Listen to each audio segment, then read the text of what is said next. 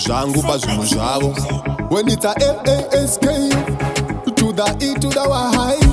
Ayo Cymplex, let them know say you're one of the champions. Akareva maere danatsa kwawapa ufunge. Ingawanitaka kurira kujeka kahunduke pageto hatsiye. Mukoma Musa Sayiza Ghetto. Ingatagara tirivemo. Musa shora isuve kughetto. Ingatagara tirivemo. Mukoma Musa Sayiza Ghetto. Ingatagara tirivemo. Musa shora isuve kughetto. Ingatagara tirivemo. Wadishaya unoziva pandobatika.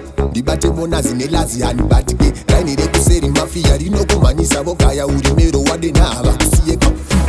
Kanzira kayeke msendira yini kakavharwa neminzwana namudhara kayini. Panonzi pakaonekwa mashura kayini. Momze msika vakarova kayini. Mukoma Musa Sayiza Ghetto.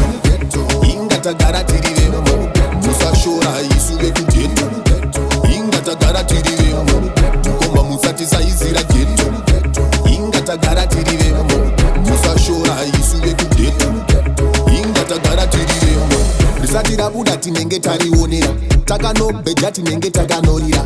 Online takamwaya votipinzira. Azvitore time htown tenge tapinda. Tiri rinotambwa takaisa tichifeta. Ukazadaro ukatipa vanofeka. Shuri kwatabva kuwaneka inotenga vana kule mbuya nevazukuru havazochema. Mukoma Musa Sayiza Ghetto. Ingatagara tirivemo. Musa shora isuve kughetto. Ingatagara tirivemo. Mukoma Musa Sayiza Ghetto. Ingatagara tirivemo. Musa shora isuve kughetto. Ingatagara tirivemo. Wandishaya unoziva pandobatika.